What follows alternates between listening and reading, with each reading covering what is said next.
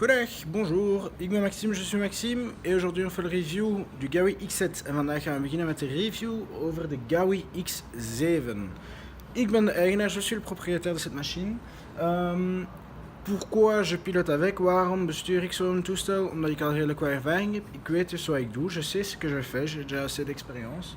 Ceci n'est pas un modèle pour débutants. Dit is absoluut geen beginnersmodel. Par contre, c'est un bon modèle pour quelqu'un qui a déjà un peu d'expérience. Het is al een ideaal model voor iemand met enige ervaring. Dus we gaan element per element bekijken. On va regarder élément par élément. Et je vais vous expliquer pourquoi j'ai choisi tel élément. Ik ga u dus zeggen telkens waarom ik voor elk element heb gekozen en wat dat de voordelen daarvan zijn. Voilà, on va commencer, we gaan beginnen.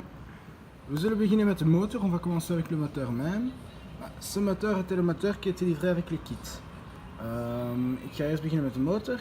Waarom heb ik voor deze motor gekozen? Hij werd gewoon meegeleverd met de kit. Ik heb namelijk de kit gekocht met motor en regelaar en blades. Moi j'ai acheté le kit avec le moteur, le contrôleur de vol et les hélices.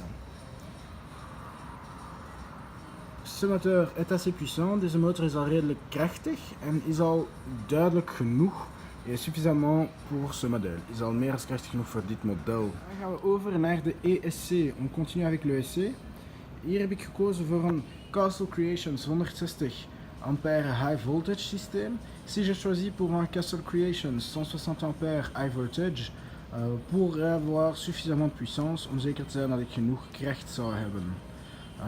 Al een redelijk grote ESC, c'est déjà un grand ESC, bien refroidi, goed gekoeld door de heatsink, grâce au heatsink. Uiteraard twee aansluitingen. Il y a deux fiches EC5 pour les batteries. Celui-là est configuré en 12S. Deze vliegt op 12S, dus 2 keer 6S, 5000 mAh, 2 6S, 5000 mAh. Dan gaan we over naar de servo's. On continue avec les servos. Hier heb ik gekozen voor Savox. Ici j'ai choisi de Savox. Waarom? Omdat ik eerder heb gewerkt met Savox servo's in mijn andere helikopters. J'ai déjà travaillé avec Savox dans les autres hélicos. En ik ben er nooit teleurgesteld van geweest. J'ai jamais été déçu. C'est des bons servos de bonne qualité, assez rapides et assez costauds. Dit zijn redelijk sterke servo's die ook redelijk snel gaan reageren.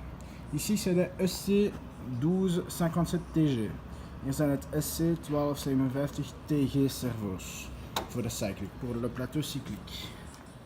Voor de staart, pour la queue, j'ai opté pour un 1290 MG. Heb ik gekozen voor een 1290 MG.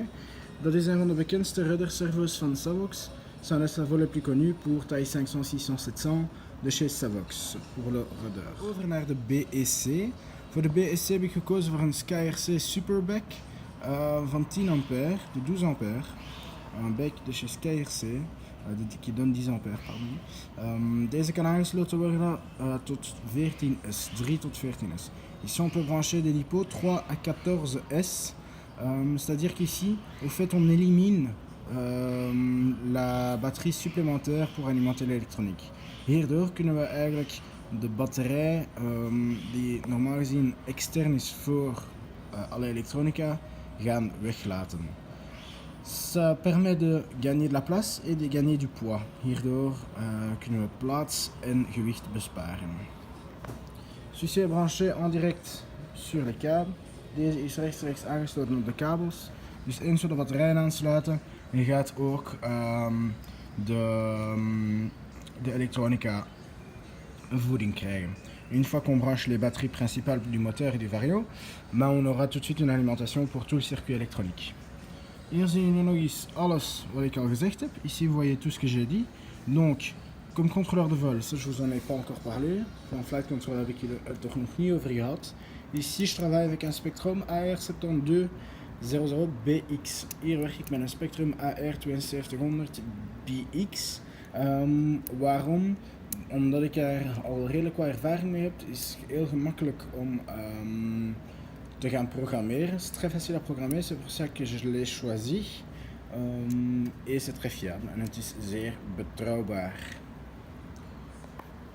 Dit was dan de review van de Gaui X7. Ceci était le review du Gaui X7. Si vous voulez le voir en vol, ça suivra. Als jullie hem graag zouden zien vliegen, kan dat absoluut gevolgd worden. En dan zie ik jullie graag in de volgende video. Vergeet vooral niet te abonneren om geen enkele video te missen. N'oubliez pas d'abonner pour pas rater de nouvelles vidéos. Et si vous voulez le voir en vol, donc mettre dans les commentaires et on verra si c'est possible. U mag dus gerust iets laten weten in de commentaar als u hem graag zal zien vliegen. En dan zie ik u graag in het volgende filmpje terug. Dag, au revoir.